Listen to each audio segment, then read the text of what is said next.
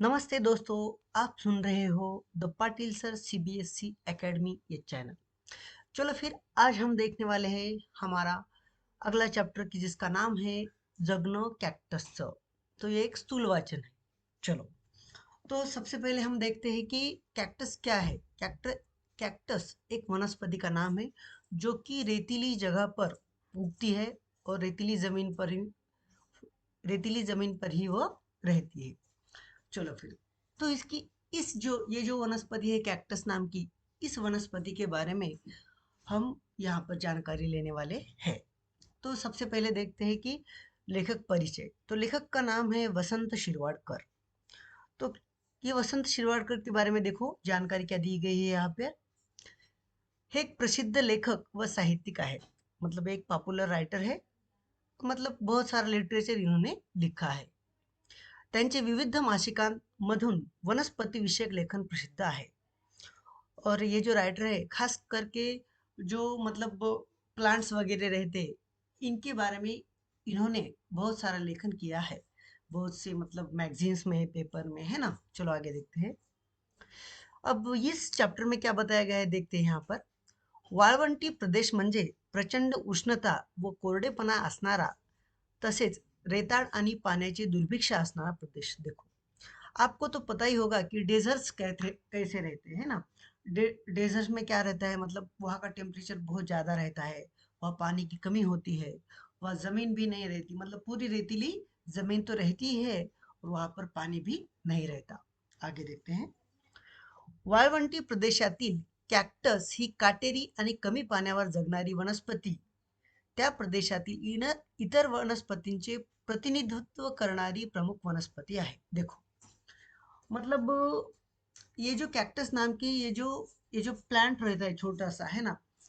इस प्लांट को पानी भी बहुत कम लगता है और पानी कम लगने की वजह से ही ये रेतीली जमीन में खुद को मतलब सरवाइव कर सकता है उस रेतीली जमीन पर, है ना। तो इसको एक प्रतिनिधिक तौर पर देखा जाता है, मतलब इस प्लांट को वह रेतीली जमीन का लीडर कह सकते हो आप, है ना। तो आगे देखते हैं। प्रस्तुत पाठात लेखकाने वाळवंटी प्रदेशात उगवणाऱ्या कॅक्टस या वनस्पतीची वैशिष्ट्य, तिचे उपयोग आणि कमी पाण्यातही टिकून राहण्याची तिची क्षमता याचे सूक्ष्म वर्णन केलेले आहे। देखो, मतलब इस चैप्टर में राइटर ने किया है कैक्टस नाम की जो ये जो प्लांट रहता है उसके उपयोग क्या क्या रहते हैं, है ना। वो मतलब बहुत कम पानी में भी कैसे सर्वाइव कर सकती है, इन सब चीज़ों का यहाँ पर ऑब्जर्वेशन करके हमें बताया है। चलो फिर देखते हैं अब चैप्टर की शुरुआत करके, है ना, कि यहाँ पर क्या बताया गया है। चलो देखो, एक मिनट। हम्म एक मिनट, हाँ, थोड़ा सा यहाँ पर जरूरत से कुछ ज्यादा ही ऊपर आ गया है, सॉरी। हाँ, चलो। हम्म यहाँ पर देखो आप। वाळवंटी प्रदेश म्हणजे ठणठणीत कोरडेपणा, पाण्याची दुर्भिक्ष आणि रेताड़ जमीन।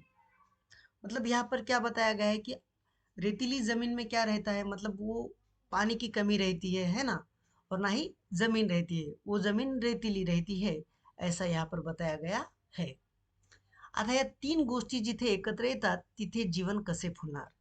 मतलब राइटर कहता है कि समझो, मानो किसी जगह पर रेतीली जमीन है, वहां पर पानी भी नहीं, तो उस जगह पर, है ना, कोई कैसे सरवाइव कर सकता है। आगे देखो। पण निसर्ग हा मोठा जादूगार आहे। वाळवंटी प्रदेशातही खास तेथील अशी जीवसृष्टी आहे। राइटर कहता है कि ये जो नेचर है, ये नेचर बड़ा ही जादूगर है, और इसीलिए भले ही रेतीली जमीन क्यों ना हो, भले ही पानी की कमी क्यों ना हो, लेकिन फिर भी नेचर उस जगह पर भी कुछ अजूबे बनाता है। आगे देखो। हाँ, देखो यहाँ पर क्या बताया गया है तो। हम्म चलो फिर देखो। हम्म वाळवंटी प्रदेशातही खास अशी जीवसृष्टी आहे, वनस्पती आहेत आणि या वनस्पतीवर जगणारे प्राणी देखील आहेत। देखो, राइटर कहता है कि भले ही रेतीली जमीन हो, वहां पर पानी की कमी हो, लेकिन फिर भी वहां पर कुछ प्लांट्स भी है, कुछ एनिमल्स भी है, और खास तौर से वो खुद को उस इन्वायरमेंट के हिसाब से डिजाइन कर लेते हैं। देखो, पाण्या पाण्याखेरीज वनस्पती आणि प्राणी जगूच शकत नाही, हे तर खरेच। मतलब राइटर कहता है कि पानी के सिवा तो ना ही प्लांट मतलब जिंदा रह सकते हैं, और ना ही एनिमल जिंदा रह सकते हैं। पण वाळवंटी प्रदेशांना थोडेसे का होईना पाणी मिळते, आणि निसर्गाची बहादुरी अशी की या थोड्याशा पाण्यावर तो तेथे वनस्पती फुलवतो आणि तेथील पाणी जगवतो। देखो, यहाँ पर क्या बताया गया है कि चाहे मतलब प्रदेश कितना ही रेतीला क्यों न हो, लेकिन थोड़ा बहुत तो वहां पर पानी मिल ही जाता है। और नेचर जो है, उस थोड़े बहुत पानी में ही वहां पर मतलब कुछ एनिमल्स, कुछ प्लांट्स को उगाता है। चलो आगे देखते हैं। हम्म। वाळवंटातील जीवसृष्टी हा खरोखर पृथ्वीवरचा एक चमत्कार आहे।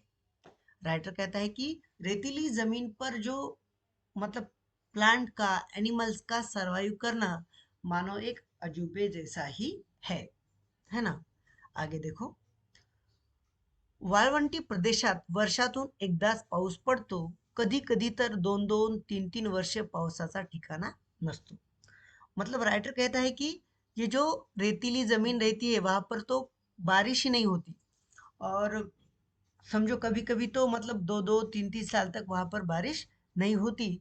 फिर ऐसी कंडीशन में वहां के एनिमल्स और प्लांट्स कैसे मतलब जिंदा रहते होंगे। अवर्षणा अवर्षणाच्या या प्रदीर्घ काळात हा प्रदेश अतिशय वैरान आणि रुक्ष दिसतो। मतलब राइटर कहता है कि जब वहां पर पानी नहीं होता है ना, तब उस दौर में ये जो रेतीली जमीन है, मतलब बहुत ही डेंजर दिखाई देता है वो नजारा, है ना। देखो आगे देखो। हाँ, तेथे जी काही झाडे व झुडपे असतील, त्यावर त्या काळात एकही पान असत नाही। जीवन सुकून सुकून निष्प्राण झाल्यासारखे वाटते।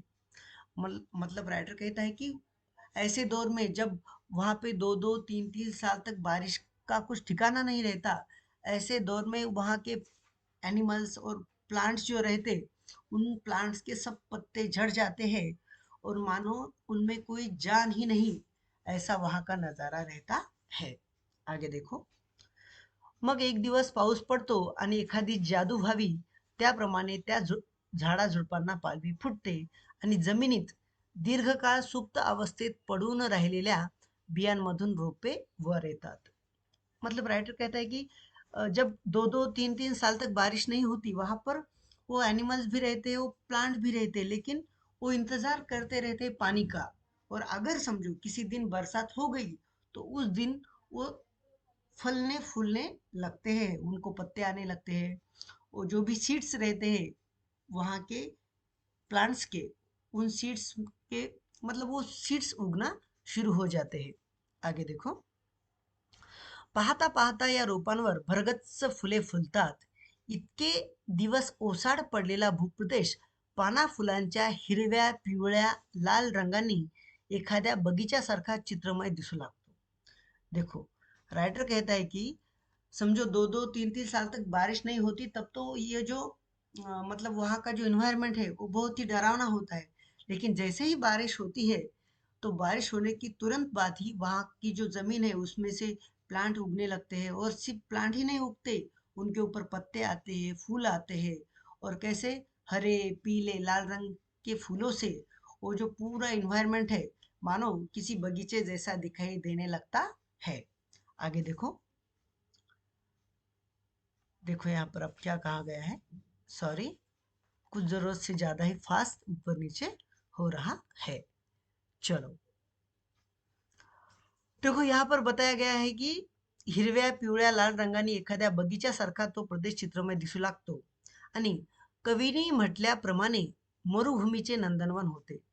मतलब राइटर कहता है कि या किसी पोएट ने पोएम में जैसा, मतलब कहते हैं ना, नंदनवन यानी किसी गार्डन की तरह, वो जो मरुभूमि यानी वो जो रेतीली जमीन है, वो किसी गार्डन में तब्दील हो जाती है तुरंत बाद, कब, जब बारिश होती है तब।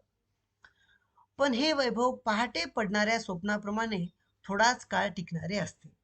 लवकरच पुन्हा सूर्य आकाशातून आग उगू लागतो आणि हवा तापल्या तव्यासारखी गरम होते आणि पाने, फुले, गवत करपून जाऊन जमिनीत त्यांचा भुगा होऊन पड़तो।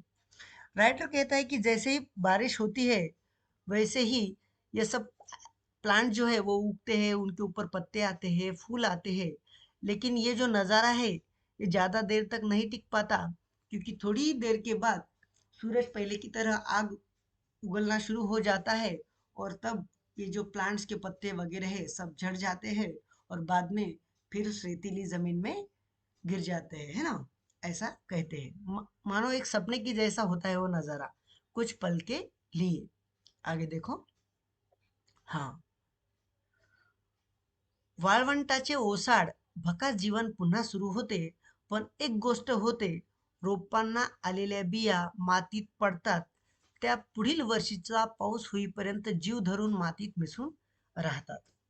देखो राइटर कहता है कि चलो कुछ देर के लिए ही सही, जब बारिश होती है और बारिश होने के बाद वो जो वहाँ के प्लांट है उनको पत्ते आते हैं, फूल आते हैं, और उस थोड़े से वक्त में ही उन वो जो फूल है उनको सीड्स भी आते हैं, और जैसे ही वो ये हो जाता है, मतलब बारिश आ जाती है, तब बारिश आ जाने के बाद मतलब वो उतनी कम समय में ही वो पूरा का पूरा मतलब मैच्योरिटी होती है, उन सीड्स को मैच्योरिटी आती है, और मैच्योरिटी आने के बाद वो सीड्स जमीन में मिल जाते हैं और अगले साल तक इसका इंतजार करते हैं, किसका? पानी का। चलो आगे देखो। हम्म। हम्म। देखो। हम्म। पाऊस आला की उगवायचे आणि पाऊस संपून कोरडा हंगाम आला की बियांच्या रूपाने मातीत पडून राहायचे। हा जो वर वर्णन केलेला वनस्पतीचा प्रकार आहे तो अवर्षण टाळणारा आहे। देखो, मतलब राइटर क्या कहता है कि जैसे ही बारिश आती है, बारिश आने के बाद वो प्लांट उगते हैं, और जैसे ही मतलब बारिश खत्म हो जाती है तो उस प्लांट के जो सीड है वो मिट्टी मतलब वहाँ की रेतीली जमीन में मिक्स हो जाते हैं। तो इस वजह से मतलब कुछ ना कुछ तो वहाँ का एनवायरनमेंट हरा भरा हो जाता है। आगे देखो। वाळवंटी प्रदेशात उगवणाऱ्या वनस्पतीचा आणखी एक प्रकार आहे, तो अवर्षणाचा प्रतिकार करणारा आहे। मतलब राइटर कहता है कि यहाँ पर जो प्लांट्स उगते हैं उनमें बहुत ही मतलब कैपेसिटी होती है टेम्परेचर सहन करने की, कम पानी में वो उगने की, और इस वजह से ये जो मतलब कम पानी का जो प्रॉब्लम है उसको वो आसानी से फेस कर सकते हैं। आगे देखो। या वनस्पती पाऊस पडतो तेव्हा जे काही पाणी मिळवता येईल तेवढे स्वतःमध्ये साठवून ठेवतात आणि कोरड्या हंगामात अगदी मंद गतीने वाढत राहतात। मतलब देखो, यहाँ पर क्या कहा गया है कि यहाँ पर जो प्लांट्स उगते हैं उनमें कुछ अलग ही टाइप की कैपेसिटी होती है। मतलब कौन सी कैपेसिटी होती है उनमें? जैसे ही बारिश होती है वो वो उस बारिश के पानी को खुद में मतलब ऑब्जर्व कर लेते हैं, और सिर्फ ऑब्जर्व ही नहीं करते खुद में, बल्कि उसको वो स्टोर करके रखते हैं, और पानी खत्म होने के बाद वो स्टोरेज किया हुआ पानी का इस्तेमाल करके वो खुद जिंदा रहते हैं। ऐसी उनमें कैपेसिटी होती है वहाँ के प्लांट में। आगे देखो। देखो, या वनस्पती पाऊस पडतो तेव्हा जे काही पाणी मिळवता येईल तेवढे स्वतःमध्ये साठवून ठेवतात आणि कोरड्या हंगामात अगदी मंद गतीने वाढतात। देखो, मतलब कितनी अक्ल है उन वहाँ के प्लांट को भी, कि उनको पता है कि वहाँ हम मतलब रेतीली जमीन पर उगते हैं तो यहाँ पर पानी की कमी है, तो वो क्या करते हैं, बारिश के वक्त वो स्टोर करके रखते हैं और बाद में धीरे धीरे उस पानी का इस्तेमाल करते हैं। देखो, मतलब हम इस प्लांट से एक चीज सीख सकते हैं कि कुछ लोग मतलब पैसों की कमी रहती है लोगों को, है ना। तो फिर अगर उन लोगों ने इस प्लांट से कुछ सीखा कि जब आपके पास पैसे आए तो उसको स्टोर करके रखना, और जब आप मतलब जब आपको प्रॉब्लम हो तो उन्हीं पैसों को आप मतलब धीरे धीरे खर्च करके सरवाइव कर सकते हो, है ना। तो नेचर से हम बहुत सारी चीजें सीख सकते हैं। चलो आगे देखो। हम्म। हाँ, आवर्षणाचा प्रतिकार करणाऱ्या या वनस्पतीमध्ये सर्वात महत्वाचं म्हणजे कॅक्टस। देखो, राइटर कहता है कि वहां पर ऐसे बहुत सारे प्लांट होते हैं उस रेतीली जमीन पर, लेकिन फिर भी उनमें अगर सबसे प्रमुख अगर कोई प्लांट होता होगा तो वो है कैक्टस नाम का प्लांट। तो देखते हैं कैक्टस के बारे में यहाँ पर क्या बताया गया है। कॅक्टसची तुम्हाला ओळख करून द्यायला नको. कॅक्टस आता आपल्या दिवाणखान्यात येऊन पोहोचलेला आहे. कॅक्टस बागेत तर लावतातच, पण मनी प्लांट प्रमाणे कॅक्टसच्या शोभेच्या कुंड्या अनेक घरातून दिसतात. देखो, राइटर कहता है कि आपको मुझे तो नहीं लगता कि कैक्टस का परिचय करवा देने की ज़रूरत है, क्योंकि आजकल हमारे घरों में, गार्डन में हमें हर जगह पर ये कैक्टस के प्लांट दिखाई देते हैं। आगे देखो, अगदी थोड्याशा पाण्यावर कसे वाढावे याचा नमुना दाखवण्यासाठी निसर्गाने जणू काय कॅक्टसची पैदास केली आहे. राइटर कहता है कि मुझे तो कभी कभी ऐसा लगता है कि नेचर ने जानबूझकर कैक्टस को इसीलिए पैदा किया है कि कितने कम पानी में भी प्लांट सरवाइव कर सकता है, इसका नमूना दिखाने के लिए ही नेचर ने कैक्टस को पैदा किया है, ऐसा राइटर को लगता है। आगे देखो, वाळवंटी प्रदेशाचा कॅक्टस हा अगदी खास प्रतिनिधी आहे। राइटर कहता है कि ये जो रेतीली जमीन है, इस रेतीली जमीन में का अगर कोई प्रमुख प्लांट है तो वो है कैक्टस, है ना। आगे देखो, कॅक्टसच्या अनेक जाती आहेत। सग्वेरो कॅक्टस हा कॅक्टसचा राजा, तो 50 फूट उंचीपर्यंत वाढतो, म्हणजे कॅक्टस राक्षस असतो। देखो, राइटर कहता है कि कैक्टस के बहुत सारे टाइप है, लेकिन फिर भी सग्वेरो सग्वेरो कैक्टस नाम का जो उसका जो प्लांट रहता, उसको कैक्टस का राजा कह सकते हैं। क्यों? क्योंकि वो 50 फुट तक मतलब बढ़ सकता है, इसीलिए उसको कैक्टस राक्षस भी कहते हैं, है ना। राक्षस क्यों? क्योंकि वो उसको कांटे वगैरह होते हैं, है ना, इसलिए, और वो बड़ा होता है, इसलिए उसको राक्षस कहा गया है। त्याची वाढ इतकी मंद असते की, देखो मतलब वो इतने धीरे धीरे बढ़ता है कि 50 फुट बढ़ने के लिए देखो उसको कितना टाइम लगता है। हाँ, हम्म, देखो क्या कहा गया है यहाँ पर कि त्याची वाढ इतकी मंद असते की 50 फुट, हाँ, म्हणजे दरवर्षी फक्त तो 3 फुट वाढतो। देखो मतलब एक साल में वो सिर्फ 3 फुट तक ही बढ़ता है। और देखो आगे, आणि तो 200 वर्ष जगतो, मतलब उसकी लाइफ साइकिल कितनी होती है, 200 साल की। मतलब एक बार अगर वो प्लांट होगा तो वो 200 साल तक जिंदा रहता है। और एक साल में कितना बढ़ता है, 3 फुट, है ना। यानी देखो कितने धीरे धीरे बढ़ता है। आगे देखो, म्हणजे आज उभे असलेले काही सग्वॅरो कॅक्टस दुसरे बाजीराव पेशवे यांच्या काळापासूनचे आहेत। देखो, यहाँ पर राइटर ने हमें मतलब कैक्टस को लेकर एक हिस्ट्री का रेफरेंस दिया है। अपने महाराष्ट्र में जो पेशवा थे दूसरे बाजीराव, तो उनको अब 200 साल बीत गए। तो आज जो हमें कोई अगर कैक्टस का बहुत बड़ा पेड़ दिखाई देता होगा, तो उस पेड़ ने बाजीराव पेशवा की वो जो ईरा था उसका, वो इस पेड़ ने देखा हुआ है, ऐसा राइटर का कहना है। आगे देखो, हाँ, तसेच सगवारोची 50 वर्षात 3 फूट वाढ होते, या हिशोबाने एक माणूस त्याच्या संबंध आयुष्यात सग्वॅरो कॅक्टस फार फार तर त्याच्या कमरेच्या थोडासा वरपर्यंत वाढलेला पाहिजे। देखो, अब क्या बताया गया है कि सग्वैरो जो है वो 50 साल में सिर्फ 3 फुट बढ़ता है। कितने फुट बढ़ता है, 3 फुट, यानी 100 ईयर में कितना बढ़ेगा वो, मतलब 6 फुट तक, है ना। तो राइटर कहता है कि एक आदमी पूरी लाइफ में कैक्टस को सिर्फ अपने कमर इतना बढ़ा हुआ ही देख सकता है, और उसके बाद उस आदमी की जिंदगी खत्म हो जाती है, और कैक्टस बेचारा उसकी कमर इतना बड़ा होता है। चलो, सग्वेरो कॅक्टस हा असा राक्षस तर काही कॅक्टस तुमच्या हाताच्या अंगठ्याच्या पेऱ्या एवढे चिमुकले असतात। देखो, राइटर कहता है कि सग्वेरो कैक्टस तो बहुत बड़ा होता है, वो 50 फुट तक बड़ा हो सकता है, लेकिन ऐसा नहीं, ऐसा भी कुछ नहीं कि कैक्टस की कुछ प्रजातियां ऐसी है जो मानो आधे इंच तक छोटी रहती है ना। आपका जो थंब रहता है, आपके थंब के आधे हिस्से तक ही वो बड़ी रहती है, इतनी छोटी भी कुछ प्रजातियां रहती है कॅक्टस की। आगे देखो, कॅक्टसच्या झाडांनी अवर्षणाचा प्रतिकार करण्याची निरनिराळी तंत्रे पैदा केली आहेत। मतलब राइटर कहता है कि ये जो कैक्टस के जो प्लांट्स रहते हैं, इन्होंने खुद को इस तरह से डिजाइन किया है कि चाहे कितना भी पानी कम क्यों ना हो, फिर भी उस कम पानी में भी वो सरवाइव कर सके। इस तरह से उन्होंने खुद को डिजाइन किया है कॅक्टसने।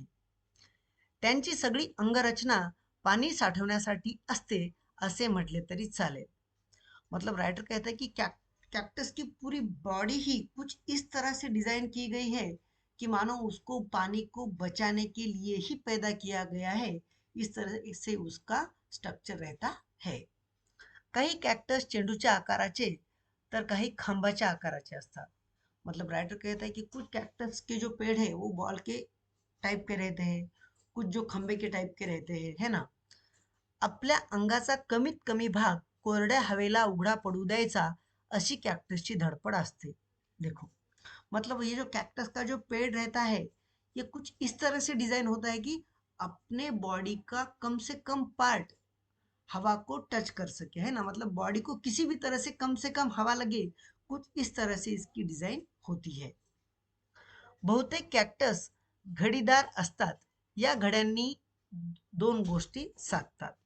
राइटर कहता है कि कैक्टस का पेड़ मानो कुछ एक के ऊपर एक फोल्ड किए जैसा ही रहता है, और इसकी वजह से दो चीजें होती है। कौन सी दो चीजें?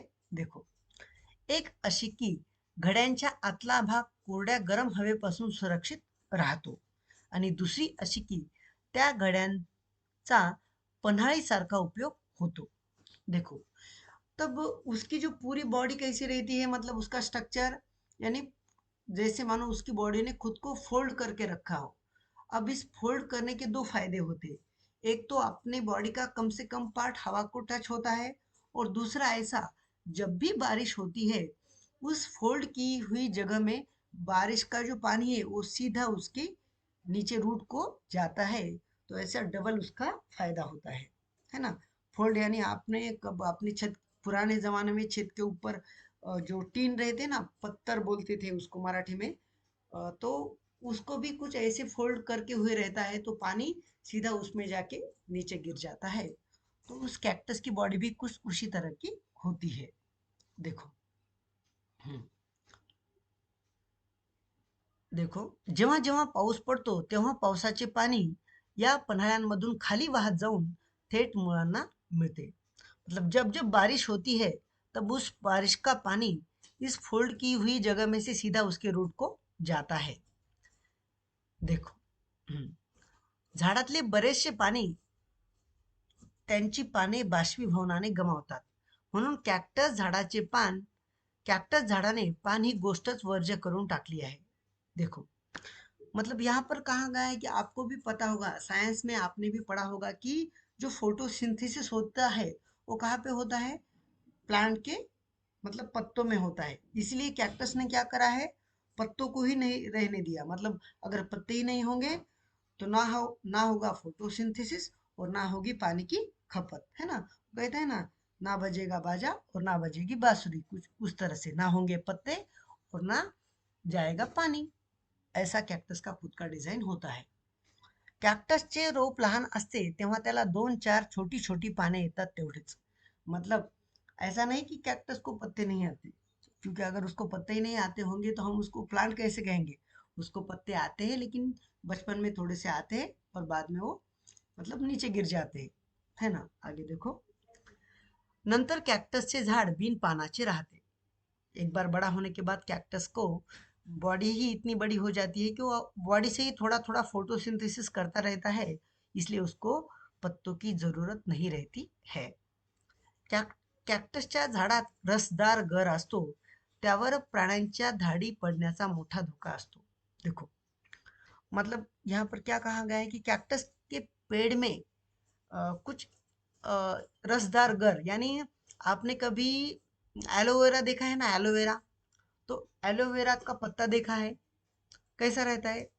एलोवेरा के पत्तों में बहुत सारा मतलब पानी रहता है, लेकिन वो पानी कैसा, कुछ ऑयली टाइप का रहता है। उसी तरह से कैक्टस के पेड़ में ही एलोवेरा की तरह पानी रहता है। तब रेतीली जमीन में अगर किसी प्लांट में पानी है, तो उसके ऊपर जो एनिमल्स है उसके अटैक होने का धोखा रहता है। तो फिर देखो, तब कैक्टस खुद को इस धोखे से कैसे बचाता है। पण कॅक्टसच्या झाडाने याचाही बंदोबस्त केलेला आहे. अनेक कॅक्टसच्या झाडांच्या अंगावर धारदार बोचरे काटे पसरलेले असतात. काय बिशात आहे मग प्राण्यांची त्याला तोंड लावण्याची. देखो, मतलब यहाँ पर कहा गया है कि कैक्टस के बॉडी में पानी तो रहता है, और पानी रहने की वजह से रेतीली जमीन में जो एनिमल है वो उस पर अटैक कर सकते हैं। लेकिन कैक्टस इतना होशियार एनिमल है, मतलब प्लांट है, कि इसलिए उसने क्या करा है, पूरी बॉडी को कांटों से ढक कर रखा है। तो फिर क्या मजाल है किसी एनिमल्स की उसके ऊपर अटैक करने की, कि जैसे ही उसको खाने खाने को जाएगा उसके मुंह को कांटे छुप जाएंगे, है ना। तो इस तरह से कैक्टस ने खुद को बहुत ही अच्छी तरह से डिजाइन किया है रेतीली जमीन के लिए। आगे देखो, कॅक्टसची ही सारी धडपड मिळेल तेवढे पाणी स्वतःमध्ये साठवून ठेवण्याकरता करत असतो। देखो, मतलब कहने का मतलब ये सब चीजें राइटर ने भले ही मजाकिया तौर पर की गई हो, लेकिन कैक्टस की कोशिश यही रहती है कि उसकी ये पूरी जो मतलब कोशिशें है वो पानी को खुद में स्टोर करने के लिए वो सब ये करता रहता है। हे पाणी त्यांना अर्थातच त्यांच्या मुळ्यांमधून मिळते। मतलब कैक्टस को पानी कहाँ से मिलता है, उसकी जड़ों से मिलता है। देखो, थोड्या वेळात पुष्कळ पाणी शोषून घेता येईल अशी यांच्या मुळांची खास रचना असते। देखो, मतलब कैक्टस की जो रूट है वो भी कैसे होते हैं, मिनिमम टाइम में मैक्सिमम टाइम को स्टोर करने जैसी उनकी रचना रहती है। मतलब बहुत थोड़े से वक्त में ही वो पानी को खुद में ऑब्जर्व कर सकते हैं, उसके रूट। अब उसको टाइम का लिमिट क्यों, क्योंकि रेतीली जमीन में जैसे ही पानी गिर जाता है वो उसमें ऑब्जर्व हो जाता है, इसीलिए कैक्टस को भी खुद को पानी ऑब्जर्व करने की स्पीड बढ़ानी पड़ती है। इसलिए उसने अपनी खुद के रूट को भी कुछ इस तरह से डिजाइन किया है कि कम समय में ज्यादा से ज्यादा पानी वो सोख सके। आगे देखो, पाऊस पडतो तेव्हा सुद्धा उन्हाने भाजून निघालेली वाळवंटाची जमीन फारच थोड़े पानी शोषून घेऊ शकते। देखो, राइटर ने कहा है कि जब बारिश होती है तब मतलब ये जो रेतीली जमीन है ये बहुत ही कम पानी खुद में ऑब्जर्व कर सकती है। क्यों? क्योंकि टेम्परेचर ज्यादा होने से जैसे ही पानी गिर जाता है वैसे ही उसकी भाप बन जाती है। तब पानी, पहले तो पानी कम गिरता है और बाद में जो गिरता है उसमें से ज्यादा पानी का मतलब क्या भाप बन जाती है। तो ऐसी कुछ कंडीशन है यहाँ पर। या अडचणीवरही कॅक्टसच्या झाडाने मात केलेली आहे। कॅक्टस आपली मुळे लांब लांब पसरवतो आणि भोवतालच्या जास्तीत जास्त क्षेत्रातले पाणी शोषून घेतो। सग्वेरो कॅक्टसच्या मुळ्या यामुळेच 50 फूट पर्यंत लांब असतात। देखो, राइटर कहता है कि एक तो रेतीली जमीन में पानी कम होता है, और जो कम मतलब जो भी पानी गिरता है उसका इवेपोरेशन भी हो जाता है। तो कैक्टस क्या करता है, उसकी जो जड़ें हैं वो 50-50 फुट तक फैलाता है, ताकि कहाँ पर भी पानी की बूंदे गिर जाए तो वहां से उसको ऑब्जर्व करके वो अपनी बॉडी में स्टोर करता है। इसीलिए उसकी जड़ें 50-50 फुट तक लंबी रहती है। देखो, आगे देखो, कॅक्टस हे अमेरिका खंडातले झाड आहे। झाडासंबंधी आपल्या ज्या कल्पना असतात त्या कॅक्टसमध्ये संपूर्ण अभाव असतो। मतलब देखो, यानी हम प्लांट का इमेजिनेशन कैसे करते हैं, प्लांट मतलब उसको पत्ते रहते हैं, उसको मतलब कुछ बहुत ही अच्छा हमारे सामने प्लांट बोलने के बाद एक अच्छा नज़ारा आता है। लेकिन हमारा ये जो कंसेप्ट है प्लांट की, उस कंसेप्ट को कैक्टस ने मतलब डिस्ट्रॉय किया है। उसने खुद को कुछ अलग ही तरीके से डिजाइन किया है, जो कि प्लांट की कैटेगरी में बैठना बहुत ही मुश्किल है ना। आगे देखो, झाड म्हटले म्हणजे बुंधा, बुंध्याच्या वर चौफर फांद्या, फांद्याला डहाळ्या, डहाळ्यांना पाने, असे झाडाचे डोलदार रूप आपल्या दृष्टीसमोर येते। मतलब यहाँ पर राइटर कहता है कि पेड़ पेड़ बोलने के बाद हमारे सामने क्या क्या नहीं आता, उसके पत्ते वगैरह वगैरह वगैरह, लेकिन कैक्टस को ऐसा कुछ भी नहीं होता। आगे देखो, कॅक्टसला फांद्या असतात पण त्या सुद्धा सरळसोट खांबासारख्या। सग्वेरो कॅक्टस हा तर वर करून उभ्या राहिलेल्या एखाद्या मोठ्या भावल्यासारखा दिसतो। मतलब राइटर कहता है कि ऐसा नहीं कि कैक्टस को ब्रांचेस नहीं रहती, लेकिन उसकी ब्रांचेस भी उसके बॉडी की तरह सीधी रहती है ना, ऊपर। और इस वजह से वो ऐसा दिखाई देता है मानो कोई मतलब गुड़िया रहती है ना, कुछ गुड़िया जैसा वो दिखाई देता है, मतलब मुंह हाथ पैर वगैरह वगैरह। है ना. कॅक्टसच्या सुमारे 1000 जाती आहेत. त्यातील अनेकांचे आकार मोठे चित्रविचित्र आहेत. एका कॅक्टसचे नाव सायाळ कॅक्टस, तर तो कुंपणाच्या आश्रयाने राहणाऱ्या सायाळासारखा दिसतो. राइटर कहता है कि कैक्टस की कम से कम थाउजेंड्स प्रजातियां है, और उनके जो स्ट्रक्चर रहते हैं वो भी मतलब अलग अलग टाइप के रहते हैं. एक कैक्टस का नाम साया कैक्टस रहता है. वो किसी मतलब कुंपन कुंपन यानी कंपाउंड वॉल रहते हैं ना, उसके सहारे से वो अ, है ना, कुछ उस टाइप का वो दिखाई देता है. तो अब दूसरी कैक्टस की बात कही गई है. दूसरा एक कॅक्टस अस्वलासारखा दिसतो. मतलब एक कॅक्टस रहता है जो एनिमल जैसा दिखाई देता है ना, भालू जैसा. त्याला अस्वल कॅक्टस असं म्हणतात, है ना, उसको भालू कॅक्टस कहते हैं. एक कॅक्टस थेट पिंपासारखा दिसतो म्हणून त्याला पिंप कॅक्टस म्हणतात. ये नाम मराठी में दिए गए हैं. आपको इसको इंग्लिश में भी देखना जरूरी है. पिंप है ना, तो एक जो पिंप जैसा दिखाई देता है उसको पिंप कॅक्टस बोलते हैं. तो आगे देखो. सांबराच्या शिंगासारख्या दिसणाऱ्या कॅक्टसला सांबर शिंग कॅक्टस म्हणतात, है ना. मतलब एक कैक्टस जो है एक एनिमल के मतलब जो सिंग रहते हैं उसके जैसा दिखाई देता है, तो उसको सांबर सिंग कॅक्टस कहते हैं. कॅक्टसला सर्वसाधारणपणे पाने येत नसली तरी काही कॅक्टसना सुंदर फुले व रसदार फळे येतात. राइटर कहता है कि कैक्टस को भले ही पाने मतलब पत्ते ना आते हो, लेकिन फिर भी कुछ कैक्टस को मतलब फ्लावर्स भी आते हैं और कुछ फ्रूट्स भी आते हैं, फल भी आते हैं उसको. सग्वॅरो कॅक्टसच्या कॅक्टसला शेंड्यावर येणारी फुले पुष्कळ फुलांसारखी गंधेदार असतात. ही फुले फुलली की थोडा काळ का होईना बिचाऱ्या ओसाड वाळवंटाला सौंदर्याचा स्पर्श होतो. राइटर कहता है कि कैक्टस की एक प्रजाति जो सग्वेरो कैक्टस है उसको थोड़े वक्त के लिए ही क्यों ना हो, लेकिन फ्लावर आते हैं. और फ्लावर आने के बाद ये जो मतलब पूरी रेतीली जमीन रहती है उसको थोड़ी देर के लिए ही सही मतलब बहुत अच्छा नजारा दिखाई देता है. आगे देखो. अमेरिकेतले रेड इंडियन लोक पूर्वीच्या काळी सग्वेरो कॅक्टसचे अनेक प्रकारे उपयोग करून घेत असत. मतलब अमेरिका के जो रेड इंडियंस लोग रहते हैं वो पुराने जमाने में इस कैक्टस का बहुत अच्छी तरह से यूज करते थे. देखो. अवर्षणाच्या काळात चेचूचे कॅक्टस चेचून ते त्याचे पाणी काढत आणि तहान शमवण्यासाठी हे पाणी पीत असत. देखो. मतलब जब पानी नहीं रहता था पुराने दौर में और आज की जैसी फैसिलिटीज भी नहीं रहती थी पुराने दौर में, तब रेड इंडियन लोग क्या करते थे, मतलब वो जो कैक्टस के जो पौधा रहता है उसको मतलब ऐसा हम चटनी वगैरह कूटते हैं ना, वैसा कूट कर उसमें से पानी निकालते थे और उस पानी से खुद की प्यास बुझाते थे. कौन? रेड इंडियंस लोग.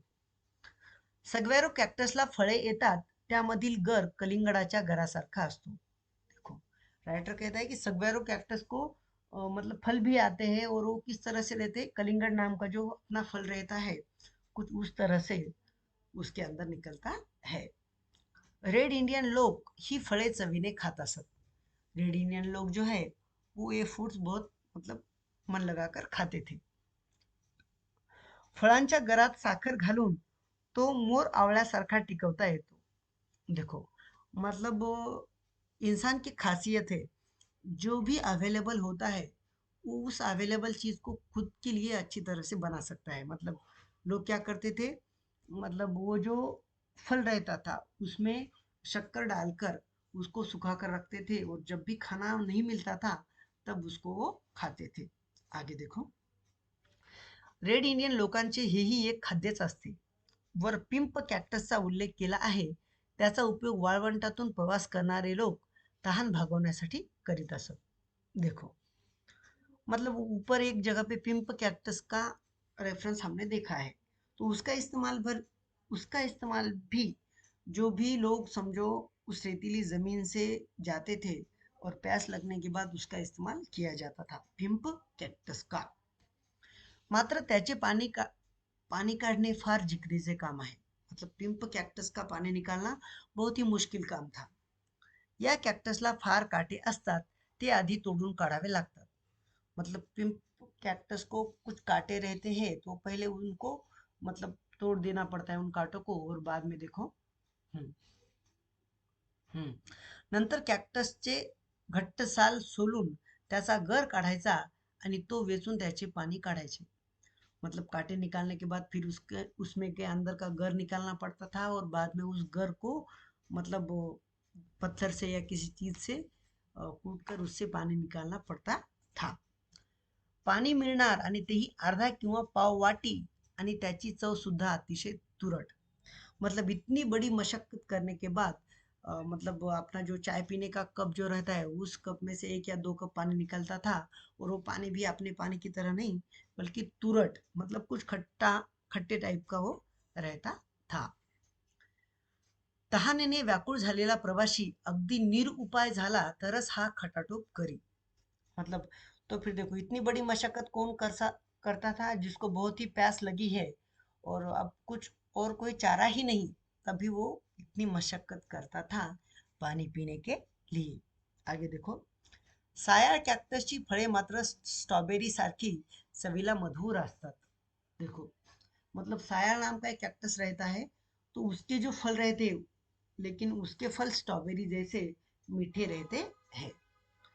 वाळवंटी प्रदेशात बहुतेक झाडांना काटे असतात, त्याला खास कारण असते। देखो अब ऊपर हमने एक बार देखा कि कैक्टस को काटे किस लिए रहते हैं, तो राइटर कहता है कि कोई अगर एनिमल उसके ऊपर अटैक करे तो उसके मुंह को चुभने के लिए वो काटे रहते हैं, लेकिन ऐसा कुछ नहीं रहता। ये चीज राइटर ने मजाक के तौर पर कही थी। अब यहाँ पर क्या कहा है राइटर ने की वाळवंटी प्रदेशातील बहुतेक झाडांना काटे असतात, त्याला खास कारण आहे। मतलब उसको काटे क्यों रहते सुनो। ओले ओल्या प्रदेशातही काटेरी झाडे जनावरांनाही ओरबडून जनावरांनी ओरबडून खाऊन टाकली तर पाण्याची पंचायत नसल्याने ती पुन्हा लवकर उगवून येतात। देखो मतलब राइटर कहता है कि अपने इधर भी कुछ मतलब ऐसे पेड़ रहते, बेर का पेड़ है ना, बहुत से पेड़ों को कांटे वगैरह रहते हैं। तो राइटर कहता है कि उनके जो पत्ते हैं वो खाने के बाद भी उनको फिर से आते हैं ना। बेर समझो बेर का पेड़ है, उसके पत्ते अगर किसी एनिमल ने खा लिए तो बाद में फिर आते हैं। क्यों? क्योंकि उसको पानी की कुछ कमी नहीं रहती है। लेकिन आगे देखो, वाळवंटी प्रदेशात ते शक्य नहीं। मतलब वाळवंटी मतलब रेतीली जो जमीन होती है वहां पर अगर एक बार समझो किसी एनिमल ने उस पेड़ को खाया तो बेचारों को पानी नहीं रहता। फिर देखो, पाण्याच्या दुर्भिक्षामुळे झाड एकदा का गेले की ते गेले, त्यासाठी या प्रदेशातल्या झाडांनी काट्यांची शस्त्रे परतून स्वसंरक्षणाची खबरदारी घेतली आहे।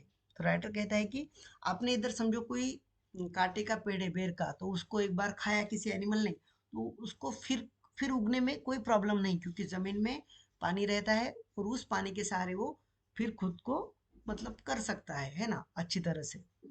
लेकिन रेतीली जमीन में वैसा नहीं रहता। एक बार अगर किसी पेड़ को समझो एनिमल ने खाया तो वो खुद को रिकवर नहीं कर सकता। इसीलिए इस रेतीली जमीन के जो पेड़ पौधे रहते हैं वो हमेशा ही अपने कांटों को लेकर खुद को डिफेंड करते हैं उन कांटों के सहारे। देखो बच्चों, तो कुछ इस तरह से हमने ये चैप्टर देखा है। तो इस चैप्टर में हमें रेतीली जमीन में भी कैसे प्लांट्स रहते हैं और खुद को कैसे डिजाइन करते हैं ये जानकारी ली। आप सुन रहे थे the Patil sir CBSE academy channel. आपको अगर हमारा यह प्रयास अच्छा लगा तो इसको अपने दोस्तों के साथ शेयर करना ना भूलिए। हमारे चैनल को सब्सक्राइब कीजिए। आप सुन रहे थे the Patil sir CBSE academy channel.